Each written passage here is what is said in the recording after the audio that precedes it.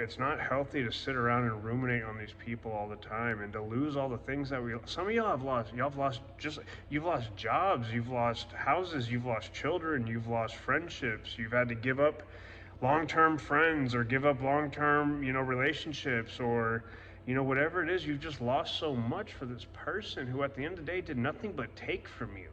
If y'all really sit down and think about it, like, what did this person build and put into your life? Like, I know we like to think how great they are. Again, I'm speaking to myself in my own situation. I'm not talking to anybody. But like, when I really think about it, like, what did my ex really do for me? Not just like, what can I get out of her, but like, what value did she actually bring to my life? Yeah, she made me happy. Yeah, the love bomb made me feel amazing. I'm out of this world, But like, when you get down to the nitty gritty, when times get tough, because in relationships, things get rough. Marriage, long-term marriage, children, family, all that stuff, life gets tough. And like, you need to know who, the Bible talks about don't be unequally yoked, like, is this a person you really want to go into the battle of life with?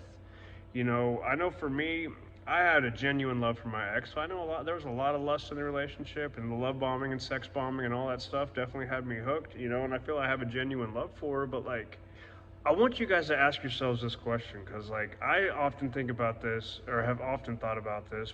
What do you really, like, truly know about your person, your ex, whoever? Like, what do you really know about them? Because like, I'm speaking to myself here. Like, when I think about it, like, yeah, I know some generalities. Yeah, I know some of her traumas. Yeah, I know some bad things happen, this and that, and exes, or her crazy exes, and restraining orders and all that stuff. Go figure. Usually they have a trail of that stuff. But like, when I really sit there and think about it, it's like, I don't really know anything about her. Like, she shared so little about herself. Yeah, again, the love bombing and all that stuff, like the connection felt so good. I love you, I can't live with, when someone's telling you they can't live without you and they need you and they crave you and never had anybody better and all these wonderful things I like to build. I mean, for me as a man, she made me feel real good about myself, physically and emotionally, but she also, the opposite of that too. But like, I don't really know much about her, like, yeah, because I know they talk about these people mirror you, and a lot of times that's what you fall in love with. They mirror you, they show you your qualities back. And I think a lot of them do. They're seeking for their identity, so they identity hop, if you will, depending upon the person or the situation.